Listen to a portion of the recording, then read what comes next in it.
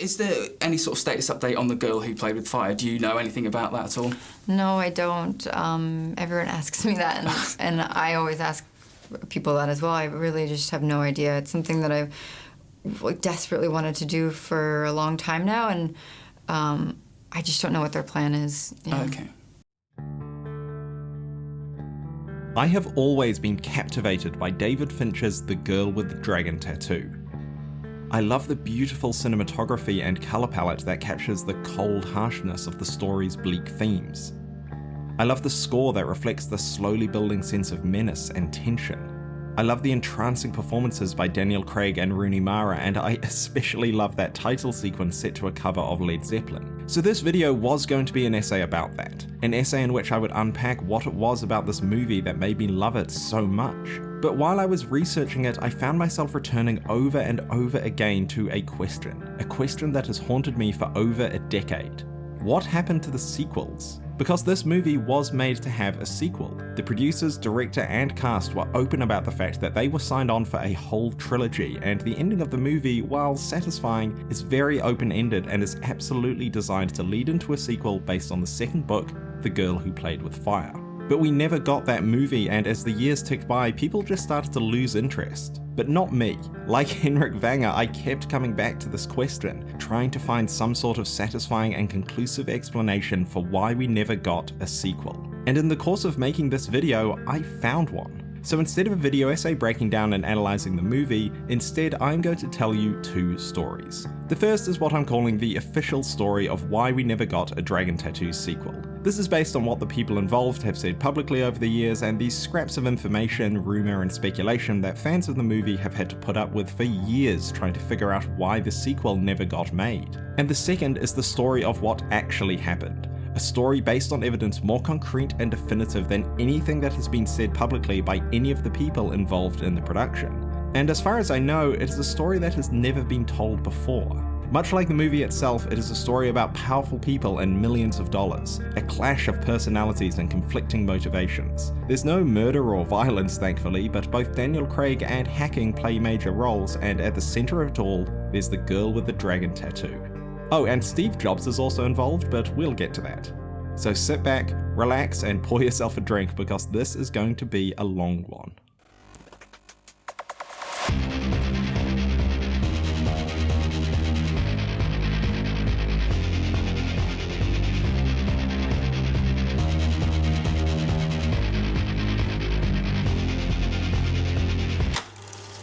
Let's start with a bit of history. The Girl with the Dragon Tattoo was first published in August 2005 in Swedish, under the title Men Who Hate Women. It follows disgraced journalist Blomkvist investigating a 30-year-old murder connected to a wealthy family in rural Sweden, as well as the journey of Lisbeth Salander, a young hacker and social recluse who just happens to be one of the best characters in 21st century literature. The novel was well received in Sweden. It won a bunch of awards, and a sequel, The Girl Who Played with Fire, was published in June 2006, and then in May 2007, the third and final book in what is called the Millennium Trilogy was published. The books were then translated into English, starting with Dragon Tattoo in January 2008, and they quickly became international bestsellers. I first noticed them really, literally at airports. I'd be walking through airports, and any number of people would be reading the same book. They're great reads. I mean, that's it. I mean, someone gave me a copy of it on holiday. I read it in 2 days. I mean, it's one of those books, you just don't put it down. By the time Fincher's movie came out in December 2011, the books had sold over 65 million copies worldwide. It was an absolute juggernaut. And it's even more impressive when you consider that Men Who Hate Women was the first novel by its author, Stieg Larsson. Larsson was a journalist and activist who spent most of his life researching and exposing far-right extremist organizations in Sweden. But he never saw the massive success of his novels. He didn't even see them get published. In November 2004, Larsson died of a heart attack at the age of 50. At the time of his death, he was just starting to approach publishers. He had finished manuscripts for books 1 and 2 and most of book 3, which is why they were able to be published in such quick succession. Because of the quirks of Swedish law at the time, none of Larsson's estate went to his long-term partner, Eva Gabrielsson. Instead, all of his estate, including rights to the book royalties, passed to Larsson's father and brother, with whom apparently he rarely spoke. The battle over the estate, worth tens of millions of dollars, raged for years but is not directly relevant to this story. What is relevant is that, like any best-selling crime novel, attention quickly turned to adapting it into a movie. Which brings us to...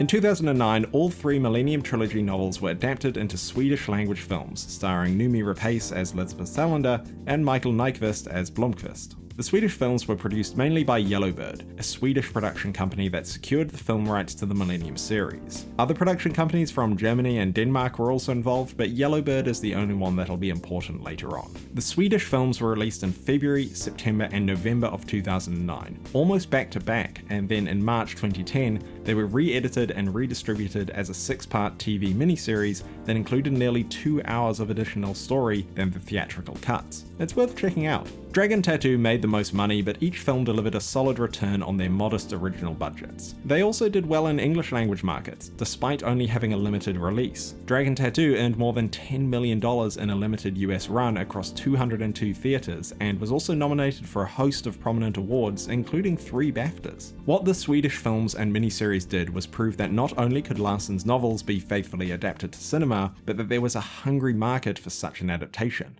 Hollywood started to take notice.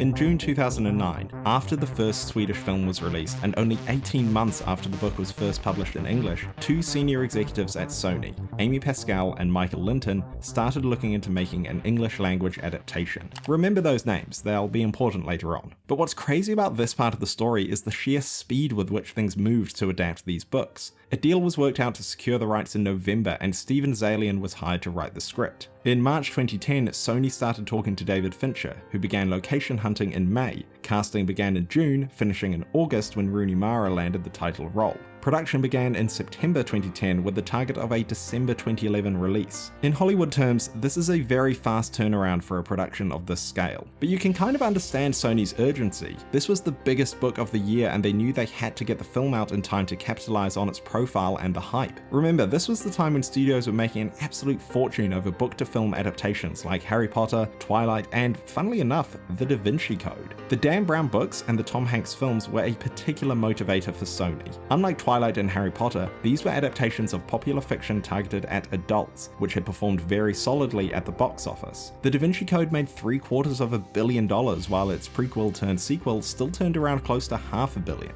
It was a franchise aimed at adult audiences, and that is exactly what Sony wanted Dragon Tattoo to be. After all, the book had similar levels of hype and popularity to The Da Vinci Code, and as we all know, Hollywood loves a trend. Sony wanted to get their movie made, and quickly. The budget of $90 million was not massive, but it definitely wasn't small considering that this would be an R-rated crime thriller. But the budget and the people they were attracting with it was a clear sign of how confident Sony were in the project, and more importantly, that they wanted this to be a quality film with quality talent. I've already mentioned Steven Zaillian, whose name you might not recognize, but he's the guy who wrote movies like Schindler's List, American Gangster, and Moneyball. He worked on his screenplay over the course of about 6 months, during which time the other major creative lead was secured. David Fincher was the obvious choice to direct this movie. After all, some of his most famous films deal with the twisted psychology of serial killers, and his whole approach and aesthetic was ideal for a story that had such sinister and threatening undercurrents running through every frame. I think people are perverts. I've maintained that. That's the foundation of my career. Daniel Craig was signed on to play Mikhail Blomkvist in July 2010. Like Fincher, he was also attracted to the quality of the script and the source material. Bit of a no-brainer, really. I mean, it's a best-selling novel written by Steve Zaillian, directed by David Fincher. It's not, kind of like fucking stupid to say no. Other cast members fell into place, but all of the attention was on the title character. Who would be the girl with the dragon tattoo? The media had an absolute field day speculating on potential candidates. It seemed like every actress in Hollywood was desperate to become the one to bring this character to life. If you can think of someone, chances are their name was in the mix, officially or not. But as we all know, in the end the role went to Rooney Mara, who had worked with Fincher before on The Social Network. People really love that character. There's just so many different facets to her. You're so with her, but at the same time, you also really question her, and sometimes are frustrated by her. And I would love to talk more about Rooney Mara's performance as Lisbeth Salander, but that's not what this video is about. This video is about the sequels, because the cast were not signing up to just one movie. They were being locked in for a trilogy.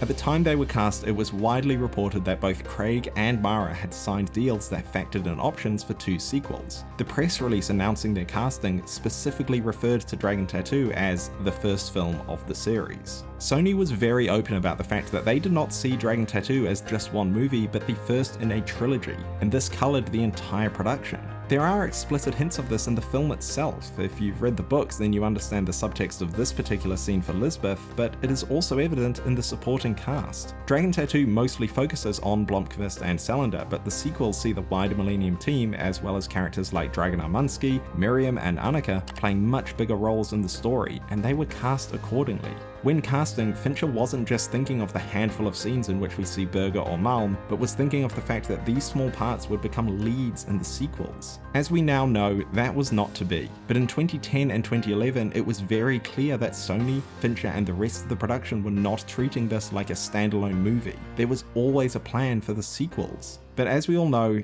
those sequels never came. Why not? Well, that's what we're here to find out.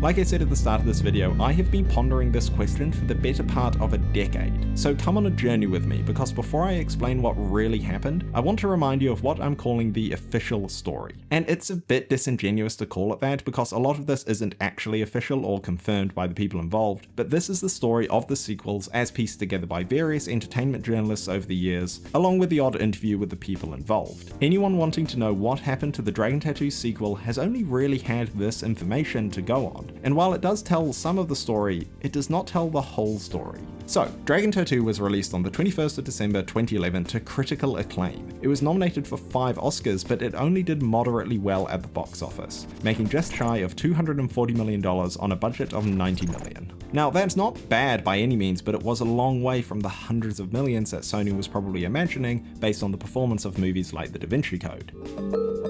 Yes, that looks correct. But despite that, it was still full steam ahead on the sequels. During press for the movie, the cast were repeatedly asked about the next installments, and every answer they gave indicated that they were still keen on the sequels. Right, so Daniel, can you confirm that you're going to do the other 2 parts for us? Please, Daniel. Come on, come on! We're like family now. If this does well, then I'd love to do it, yeah. When can you expect The Girl Who Played with Fire? I think that's up to the audience if they. Hopefully everyone goes out and goes to see it, and then pretty soon, hopefully. Producer Amy Pascal even said in November 2011 that they were aiming for a 2013 release date for The Girl Who Played with Fire. The plan was actually to make movies 2 and 3 back to back. When asked about it, David Fincher said, Yes, the second 2 books are very much one story, and it doesn't seem prudent to me to go to Sweden for a year, come back for a year, put out the second one, go to Sweden for a year, come back for a year. I think that would be crazy, especially given the sense that it's really one story that's kind of bifurcated in the middle.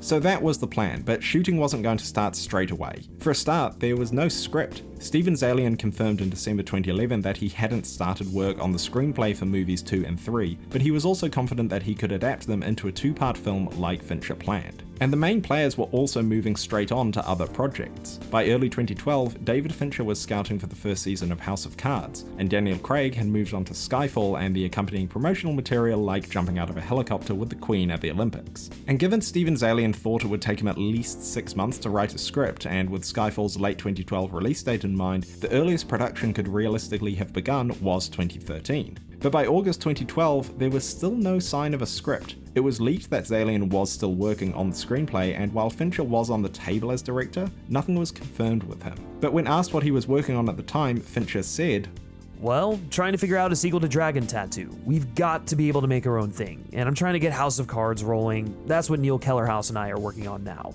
So A Girl Who Played with Fire movie coming out in 2013 was starting to look unlikely, especially since Fincher was focused on House of Cards, the first season of which came out in February 2013. The project was still moving forward, just not with any particular sense of urgency. But in late 2012, 2 things happened. The first was that Steven Zaillian finished his script, and the second was the release of Skyfall. And this was good news because it freed up Daniel Craig to work on The Girl Who Played with Fire. But it was also bad news, because Skyfall had made over $1 billion and, combined with his Olympic stunt, had launched Daniel Craig into the stratosphere. See, in 2011, Daniel Craig was not really a mega star. I mean, sure, he was very much established as James Bond when Dragon Tattoo came out, but that didn't necessarily make him a bankable name in Hollywood. The other high-profile projects he took on between Quantum and Skyfall weren't exactly smash hits, and even Quantum of Solace had underperformed at the box office. Skyfall changed that. Not only did it make a truckload of money, becoming the highest-grossing Bond movie ever, but it's also cemented Daniel Craig as a bona fide movie star. What that means for The Girl Who Played with Fire movie is that Daniel Craig was suddenly in a very strong position and could ask for a much larger fee, especially if he was going to sign on for 2 back-to-back movies. But considering the first movie hadn't been a great return on investment for Sony, they were looking to make the sequel for less than the cost of the original, so the star asking for more money was a bit of a deal breaker. This was actually leaked in January 2013, but there was never any official confirmation that this was what was causing the holdup. Spoiler alert for later in the video, it was. But as we have seen, Sony did still want to make the sequels, and the leak speculated that Craig could be written out of them if an agreement couldn't be reached on his salary. Now, if you've read the books, you'll know that Blomkvist, as one of the main characters, is fairly central to the story, so this would be a pretty major rewrite and an expensive one. The Hollywood Reporter said at the time that Zaillian's Fire script was production ready, but had also cost in the mid 7 figures. Rooney Mara was actually asked about this in February 2013 and denied it. I've been talking a lot with David Fincher about the sequel, and I don't know where that rumor was started, but it would never be a possibility. He wouldn't be written out. But this story was kind of confirmed in 2013, when Daniel Craig was locked in for Bond 24, and Andrew Kevin Walker, the guy who wrote David Fincher's movie 7, was hired by Sony to rewrite Zaillian's screenplay. So while nothing official was confirmed, 2 things were clear. A sequel was still being worked on with Fincher attached, but Daniel Craig's involvement was uncertain. In December 2013, production began on Spectre, but something else happened. Norstedts, the Swedish publisher of the original novels, announced that they had hired author David Lagerkrantz to write a 4th book in the Millennium series. This would be an original story, not one based on Larsson's unpublished manuscripts, but it would still follow the same continuity of the first 3 novels. The book would eventually be called The Girl in the Spider's Web. But there was still nothing from Sony about a sequel. Daniel Craig was busy on Bond, and David Fincher had moved on to direct Gone Girl. But while in Sweden promoting that movie, David Fincher was asked about the prospect of a Dragon Tattoo sequel. I think since millions of dollars have already been spent on rights and scripts, it's going to result in something. The script that we have now has a huge potential.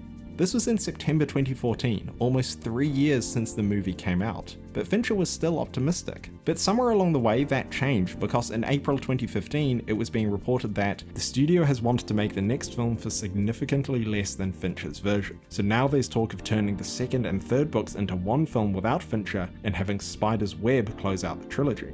When the 4th book was released, Sony hired screenwriter Stephen Knight to turn it into a movie, so people started asking Rooney Mara if she was involved in that adaptation. You know, I don't really know. All I know is that they've hired Steve Knight to write the next one, this new book that's come out, and as far as I know, I'm doing it until someone tells me otherwise. And you want to do it. Oh yeah, of course. You have to do it. Yeah, I'm doing it unless someone tells me that I'm not.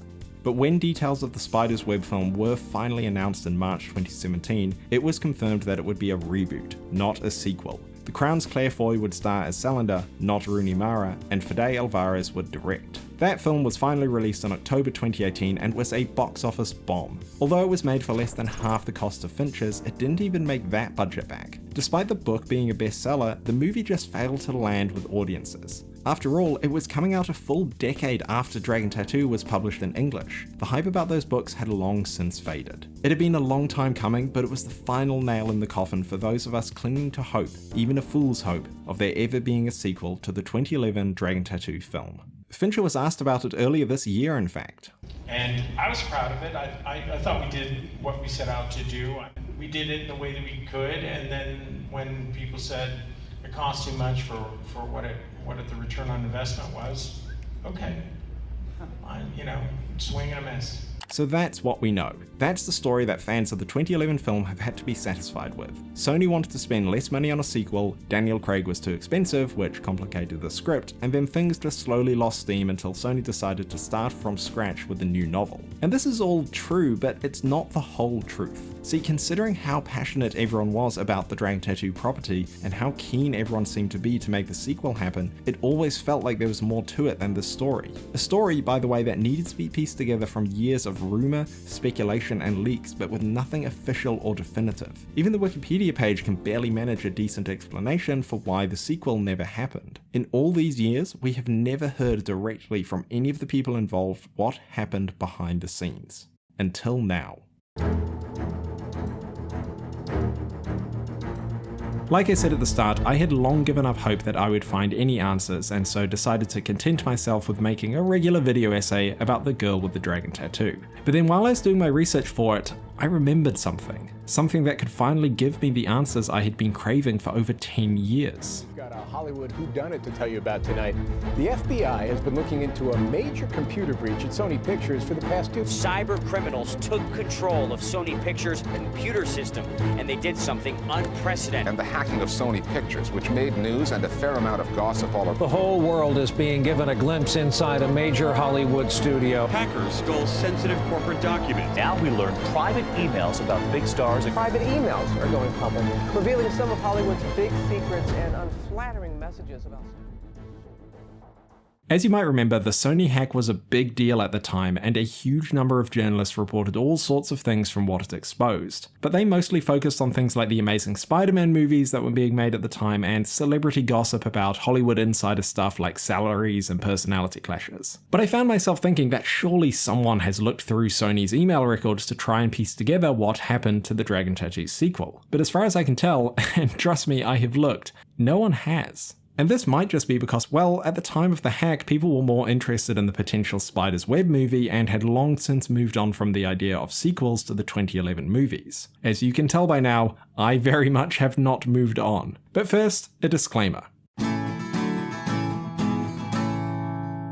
I want to say up front here that I do not condone hacking, and I especially don't condone hacking backed by North Korea because they were annoyed Seth Rogen might offend their dear leader. I don't support releasing people's personal information without their consent for whatever reason, but I also acknowledge that despite being illegally obtained, this information is now effectively in the public domain. The internet's not written in pencil, Mark, it's written in ink. Some of that information is in the public interest, and that is why various media outlets have reported on the information revealed by the hack. I'm going to do the same thing, but I'm also going to observe journalistic principles when doing so. Even though it can be readily accessed by anyone with an internet connection, I'm not going to reveal personal information like email addresses and phone numbers of the people involved. I'm not even going to use screenshots of the emails themselves. I'm going to use an animation like this, but it will be a verbatim copy of what was written in the original email, but I'm not going to show the files as they appear online. I also haven't linked to any of these files directly in my sources section, but if you want to find them to fact check me or whatever, then you can probably figure out how to do that pretty easily based on some of the keywords in the emails I'm quoting from. But yeah, if you have a problem with this information being in the public domain, take it up with North Korea and WikiLeaks. Don't shoot the messenger. Like countless journalists, I am simply using these emails as a primary research tool to support my investigation into what happened to the Girl with the Dragon Tattoo sequels, a question that has been on my mind for over a decade. But I will say that it is both ironic and very satisfying creatively that I'm using information gained through hacking to find out what happened to a movie about a hacker. What are you doing? Reading your notes? They're encrypted. Please. Okay, back to the video. At 1:02 PM on Monday, 16th of December 2013, an email lands in the inbox of Amy Pascal. Pascal was the co-chair of Sony Pictures Entertainment, a key advocate for the Dragon Tattoo property, and the lead protagonist of the story you're about to hear. The email is also addressed to the other main producers at Sony behind David Fincher's Girl with the Dragon Tattoo movie, Elizabeth Cantillon and Michael Linton, as well as Scott Rudin, another producer closely involved with that movie. You'll be hearing these names a lot, by the way, so there's a reference in the description if you lose track of who's who. The email is to give Sony advance notice that a fourth book in the Millennium series is going to be published. It says, "Work will be based on the characters and stories by Stieg Larsson. Needless to say, rights with regard to pictures, TV series, and stage plays are secured and kept to Sony/Columbia as per our agreements with you and Yellowbird." This email causes quite the stir among the group. Scott quickly emails Amy. Pretty nutty, huh? Amy replies, Totally nuts. What do we do? Elizabeth and I discussed at length. The next day, the CEO of Yellowbird emails Elizabeth Cantillon to confirm that news of the upcoming 4th book is now public in Sweden. Elizabeth asks if they can share anything about the plot. He intends to stay true to the world and characters of the previous 3 books. It sounds like he will focus on Lisbeth as she takes on a big conspiracy, but also Millennium, so it seems Mikael Blomkvist will continue to play an important part. He's hinted at the twin story, so Lisbeth's twin sister will most likely be integrated into the plot. Other than that, unfortunately we have no details. However, we thought that it might be a good idea for you to meet him. Upon hearing this news, Amy's reaction is... My dream. Scott's is... No fucking way, 2 Rooneys? And Rooney Mara's ears must have been ringing because that same day, she emails Amy Pascal a story about the 4th book. I'm sure you've seen this. Winking emoticon. There's no reply from Amy in the emails that have been published. But despite this being a week before Christmas, news that a 4th book is being written has clearly fired up the folks at Sony, and they quickly begin brainstorming options. Satisfyingly, what they say in these emails confirms the Hollywood Reporter story I quoted from earlier in the video, that they were looking at making the sequel without Daniel Craig. On the same day that press release landed in their inboxes, Elizabeth emails Amy Pascal and Doug Belgrad, another senior Sony executive. The subject line is simple: the girl who played with fire. Andy, Scott and I got on the phone last week to talk about a path forward without Daniel. I'm assuming that Andy in this case is Andrew Kevin Walker, the screenwriter who was hired to rework Zalian's original script for The Girl Who Played with Fire. Elizabeth carries on. Andy's really touched the big idea of the script we have and can't find his way around another story, at least not yet. He's also doing with /for Fincher. So Walker only wants to make his script if Fincher is directing, and Fincher had input on Walker's script. Back to the email. I think we have 4 options, and we should figure out what we want to do and put Scott Rudin on it to help get it done. 1. Recast and kill Blomkvist as written in our Andrew Kevin Walker draft. 2. Rewrite script completely for Lisbeth and hackers, cops, Armansky plot. Be on vacation. 3. Hold property for a total reboot. 4. Go to Swedes and ask permission to develop for TV without having to make a second movie. This is a really telling email because it confirms that by the end of 2013, Sony had already written off the idea that Daniel Craig could return to the role of Mikael Blomkvist, and already had a script that wrote him out of the story. And considering Walker had come on board to rework the script in July 2013, that means Daniel Craig was ruled out from returning in the first half of 2013, freeing him up to work on Spectre. So this email confirms what we already know from the leaks at the time, that Daniel Craig was too expensive and Sony wanted to write him out of the sequels. But this email also shows us that Sony were considering TV options, but we'll come back to that. A few days later, Elizabeth emails Amy again with an update from Yellowbird and the Larsson estate.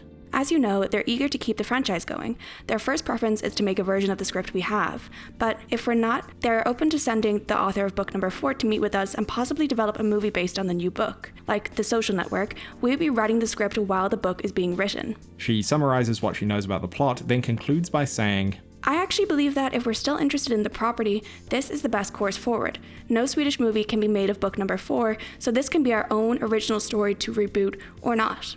Amy Pascal replies, I say fantastic. So that's where things stand at the end of 2013. 2 years to the day after the first film was released, it looks like Sony's executives had decided on a new way forward for the Dragon Tattoo series, and it did not involve adapting The Girl Who Played with Fire or Daniel Craig. So what did they do next? Well, it's obvious. Get David Fincher on board. Amy Pascal and Fincher must have met sometime in late February because on the 27th of February, she emails Scott saying she had a super interesting chat with Fincher about Girl. That same day, she emails Michael Linton. We'll fill you in on the interesting girl with the dragon tattoo thing. Finally, she sends Elizabeth Cantillon this. Girl, House of Cards, no Rooney. To which Elizabeth simply replies, I'm in.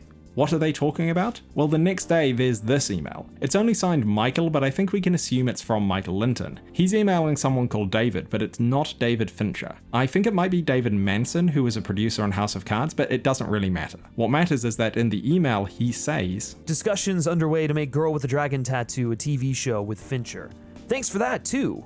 So I think it's safe to assume that David Fincher and Amy Pascal discussed the idea of a Dragon Tattoo TV series along the line of House of Cards, which at the time had just released its first season. It's hard to overstate just how influential those early seasons of House of Cards were at launching streaming into the mainstream, and cementing the idea that outlets like Netflix could produce high-quality shows to compete with network productions from the likes of HBO. As we all know, Fincher played a key role in making that series. So I can absolutely see Sony being on board with the TV idea for Dragon Tattoo. It would be a clean break from the films, and it would also be a less time-consuming project for Fincher to take on if he was only to, say, direct the first episode or two rather than a whole feature film. This also explains Amy referencing House of Cards in her email, while her ruling out Rooney Mara's return implies to me that they were looking at a rebooted story with a fresh cast, which also solves the issue of Daniel Craig not returning.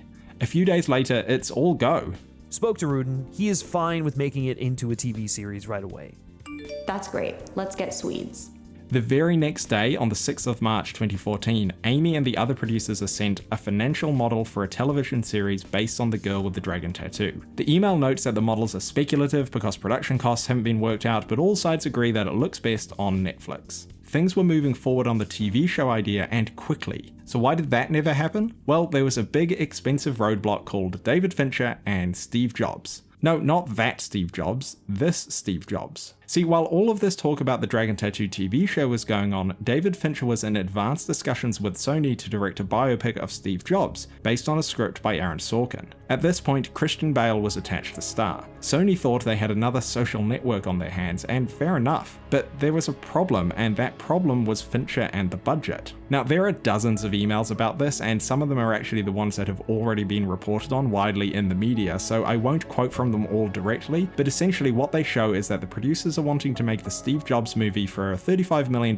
maybe $40 million, but Fincher was insisting on $45 million and full marketing controls. It's clear from the back and forth that Sony, specifically Amy Pascal and Scott Rudin, were reluctant to spend too much money on a Fincher-backed film after the performance of Dragon Tattoo. Remember, that movie cost $90 million. Here they were haggling over less than half of that. The fact that they were arguing over this amount makes it even more credible that the original Dragon Tattoo sequel didn't happen because of how much Daniel Craig and David Fincher would both cost. Like in one email, Amy Pascal suggests that David Fincher's fee for Steve Jobs would be $10 million, while Christian Bale's would be $8 million.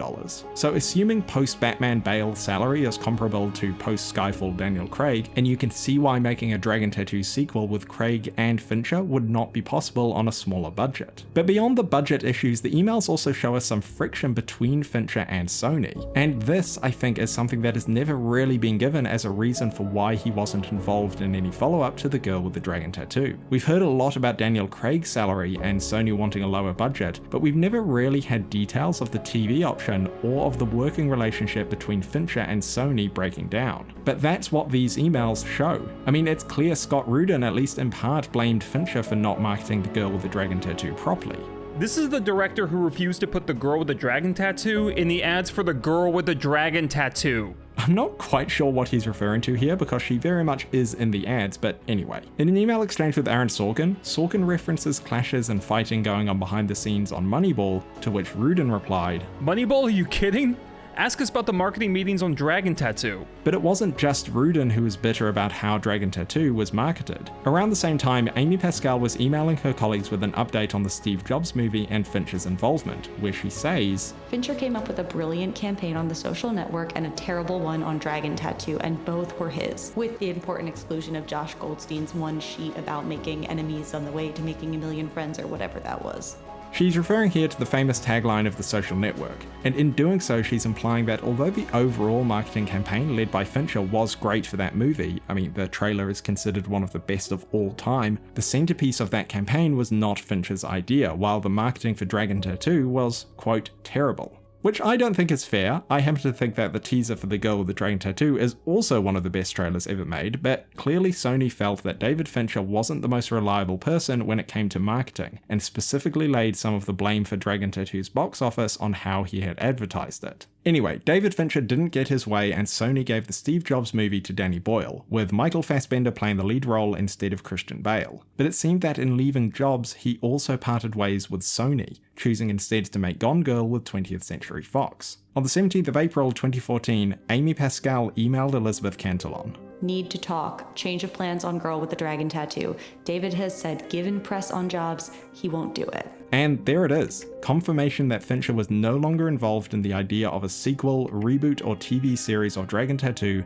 because of how Steve Jobs had been handled. This probably in part relates to the fact that a lot of the Jobs stuff was being leaked publicly, something Fincher himself had emailed Pascal about. What the fuck? You have serious issues internally. And in another email, this is a continual problem with Sony. But as we've seen, it looks like there was also frustration on Sony's side over Fincher's working style. This was a common feature in their internal emails. David has only ever done what he wants to do, and no pressure from them or you is going to change that. It's his real-world behavior rather than his contractual rights that are problematic, as we all know. If you needed final proof that the parting was not on good terms, Pascal emailed Fincher later in April, asking if he was ever going to call her.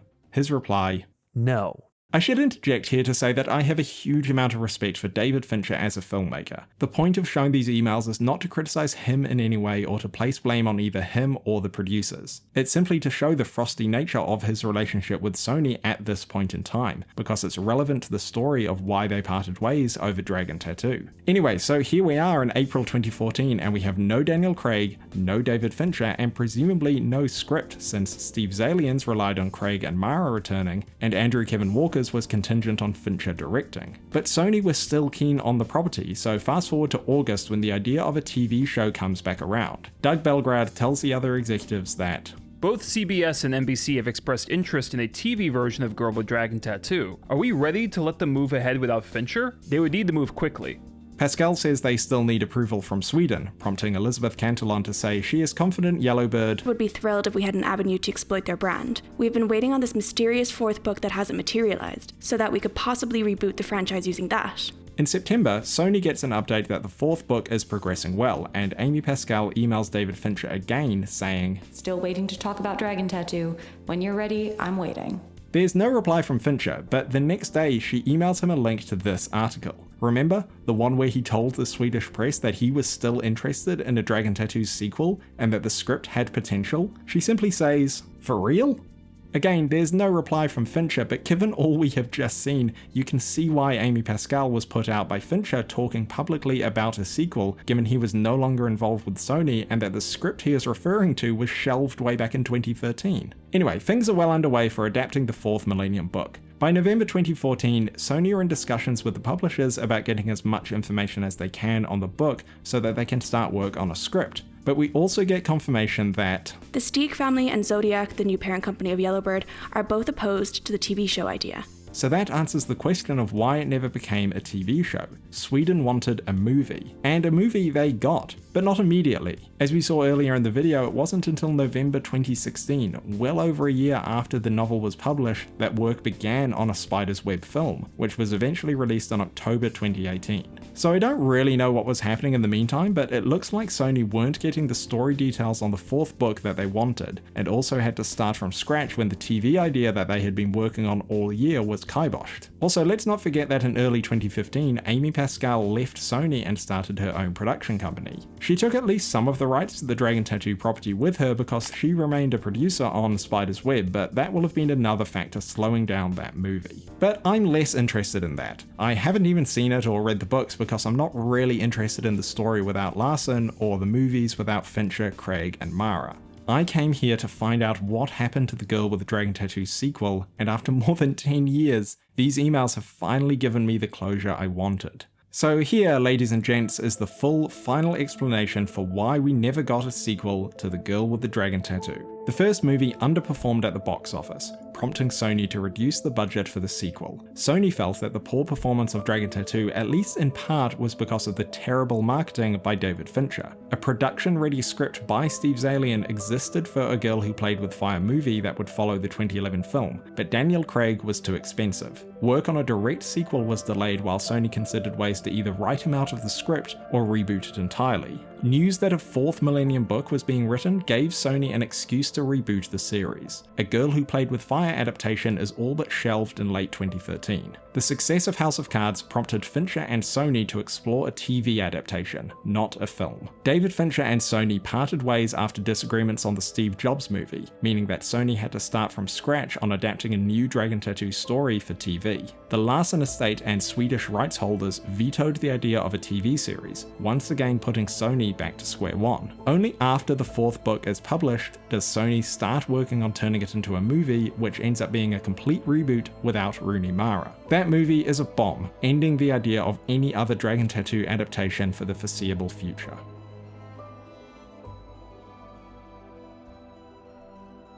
I hope this video has given you some satisfaction, some proof of what happened and why. But for me, the biggest takeaway is the fact that a straight sequel, an adaptation of The Girl Who Played with Fire, starring Daniel Craig and Rooney Mara and directed by David Fincher, was pretty much ruled out all the way back in 2013. Even if a Spider's Web movie had been made into a sequel to the 2011 movie, it would not have been what we were originally promised. But instead of being told that and giving fans some closure, instead we had years and years of being led down the garden path, getting the odd crumb of information here and there, all of it keeping some sort of hope alive that we might get to finish this story. For me, and I'm sure many other fans of the 2011 film, this was immensely frustrating. But in all of this, I think the person who was most frustrated by the sheer lack of information was, well, the girl with the dragon tattoo herself. Rooney Mara was universally praised for her performance as Lisbeth Salander, and deserved every single accolade she got. She loved that role and genuinely wanted to keep playing her and bring her to life. Her passion for this character is infectious and comes through in every interview she does. But like all of us, she was strung along for years and was never kept in the loop about Daniel Craig's salary, about the issues with Fincher, the idea to make a TV show, and finally the movie reboot. And we can tell this from the statements she has made publicly, but also, heartbreakingly, from the email exchanges she had with Amy Pascal.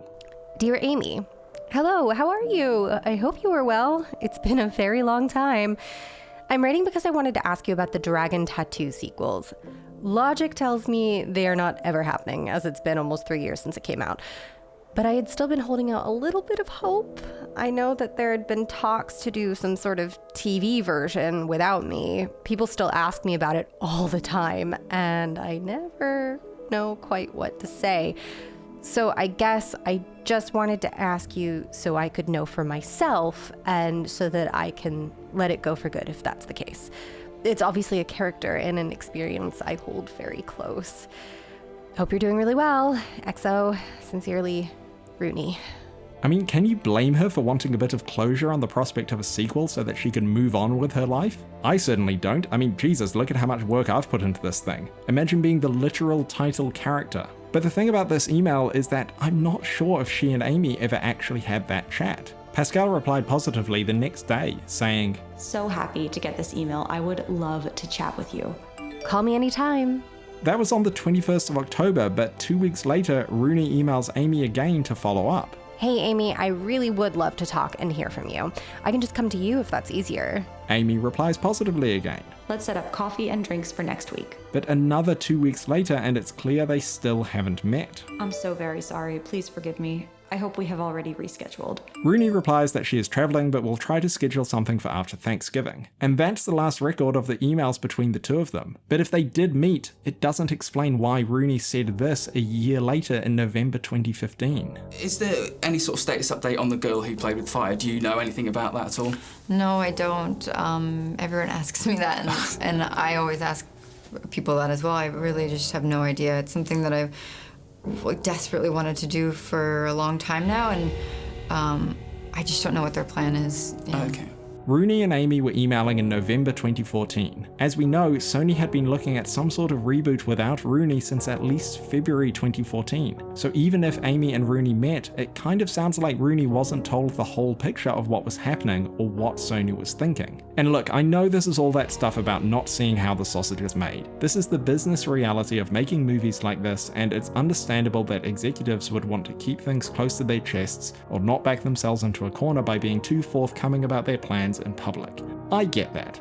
But I don't think that is an excuse for not keeping Rooney Mara in the loop. She was the heart of this movie and gave up so much of herself to bring this character to life in one of the most iconic performances of the 21st century. I understand why Sony wanted to reboot the series, and I even understand why they didn't tell the general public about what was going on behind the scenes, but I don't understand why they weren't more honest with Rooney Mara about it.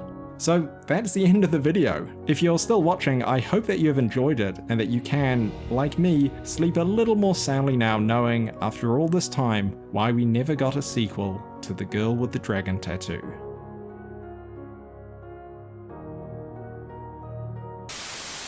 Oh, you're still here. Well, I'm afraid that really is the end of the video. But if for some reason you're not sick of hearing me talk about The Girl with the Dragon Tattoo, then I have good news. Because I have just launched a Patreon page and YouTube memberships, and live right now is an exclusive video essay analysing The Girl with the Dragon Tattoo. Basically the video that this one was going to be before I went down the sequel rabbit hole. It's a full-length, 20-minute video essay just like all the other ones on the channel, but this one will only ever be available to patrons. As you can probably tell, these videos are a huge amount of work, so if you want to help me make even more of them, then tiers start from as little as just a few dollars. I want to keep these videos free of sponsor messages because, let's be honest, you don't need another Squarespace ad in your life. So if my videos have bought you a cup of coffee's worth of entertainment, and you have the means to do so, then please consider checking out the Patreon or the channel memberships page, where you can watch this video right now, and will also get the satisfaction of knowing that you are helping me continue making these videos well into the future. Thanks again for watching, and I'll see you next time.